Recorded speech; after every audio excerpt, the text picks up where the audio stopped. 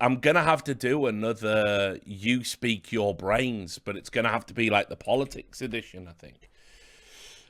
Because obviously the last few videos I've put out, right? The last few videos have been from streams that I did. So we did that stream, which was an essay on the 2 different types of cancel culture, didn't we? We did a stream where we looked at all of the worst examples of journalism in 2022. We did that. And obviously we did coverage of the Ottawa trucker protests. And so obviously the videos that are now going up on YouTube are chopped up from those streams. I don't know why I said it like that. YouTube, right, are coming from those live streams. And what that means is there's now been a run of non-esports content. And so that upsets everybody on my channel. Subs go, you know, you like typically if I have a take that doesn't swim in line with what social media says you're supposed to think. Lose 1,000 subs immediately, just gone. The time I mocked AOC for basically, you know, cozying up to the gamers, who you'll notice they're all racist, fascist, Russian sympathizers again. Weird how just ahead of the election when the Dems needed the young vote, we were all cool, weren't we? And AOC came out and played Among Us. So I did like a video pointing all that out and the hypocrisy of it all and the difference in the coverage and all that. 1,000 subs just gone instantly because you can't insult AOC to the Zoomers. They won't have it. She is their queen because she uses social media and does makeup tutorials. So, you know, what are you going to do? I've had like a number of like really abusive messages, like lots of them. And so I'm going to do like a You Speak Your Brains. I'm going to do a You Speak Your Brains politics edition. So I've had like some unbelievable ones. And of course, they're all over the place. I got called a racist right-wing boomer in one, which said the whole premise of my Football Manager streams in Uganda were to, quote, make fun of black people. You know, black people play football, African leagues have football leagues. I spent the whole stream talking about the history of Uganda and its relationship to Wales and why I've always liked Uganda and Ugandan history.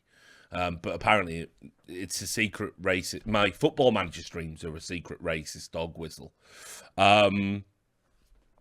Then I got. I'll read you this one. This was from another stream that I did. Well, you can see I've been attacked here for being a left-wing. I believe the term is cuckold. I just joined your stream to see your take on the Ukraine situation. I said in chat, I can't wait to see if he has a bad take on this too, because you have had very bad takes on a number of things, and surely it's my right to state that as an opinion. 4 people jumped down my throat telling me to fuck off. So I said, that is a very knee-jerk and hostile reaction for saying something simply, that I think he has bad takes on things, and fanboy much, and then I was insta-banned. It's okay, though. You've shown enough for me to know you aren't worth my time, he said, writing an email. Your media watchdog series started out great, but almost immediately you started to tone down your criticism of the left and ramp up the criticism of the right, probably due to whining from your audience. The left is an indoctrinated cult, and you are not as free of it as you believe you are. You have always said you are a champion of free speech. Someone comes in and is mildly critical of your takes, and your moderators instantly ban them. I'm not exaggerating anything. It's all there for you to see yourself. How shameful and hypocritical.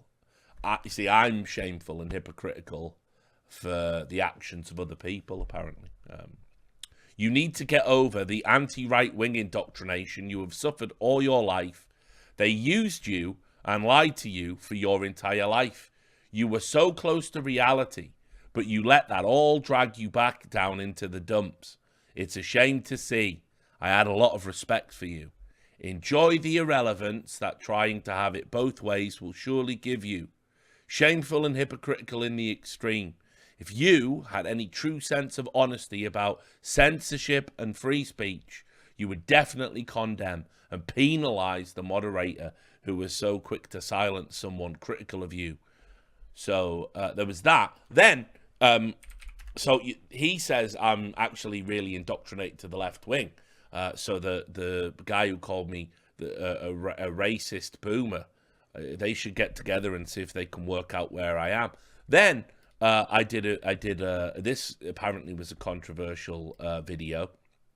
It was the video of me reading an article that was comparing Joe Rogan to QAnon. Now, I don't think Joe Rogan and QAnon conspiracy theorists have a lot in common. In fact, I would go as far as to say they have absolutely nothing in common, because one, the QAnon group, I'll stipulate, the QAnon group believe that there is a satanic, cannibalistic, pedophile cabal government that runs the world for the purposes of harvesting children for an imaginary drug called adrenochrome, which was invented by Hunter S. Thompson, and isn't real. And and Joe Rogan is a guy who has a podcast.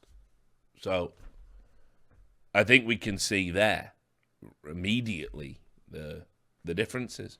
But anyway, there was a comment on this.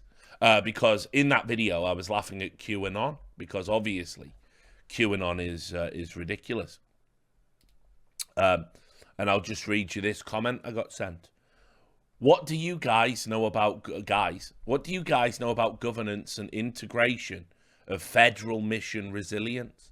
It's a shadow government plan where certain key pillars of the infrastructure of society are put into the control of alternate agencies. This is done to have continuity of government if there is a kind of attack or a natural disaster. That executive order was done after Trump. You're going to see where it goes off the rails. It's here. That executive order was done after Trump supposedly lost the election. Supposedly, you see. Trump also consolidated all military power into special forces. Durham wouldn't be happening if there was no Q. Ukraine would not be invaded if there was no Q. This host is not totally clueless. He's talking about me, like most leftists are, but he is still missing the boat on the reality of Q. Also, what's going on with DC, the Queen, and the Pope? The Tri-City Corporation, that's totally gone now, thanks to Q. Nothing can or will stop what's coming. Call me whatever you want, but you can't explain these points that I've made and several others that I can put down for you if you'd like.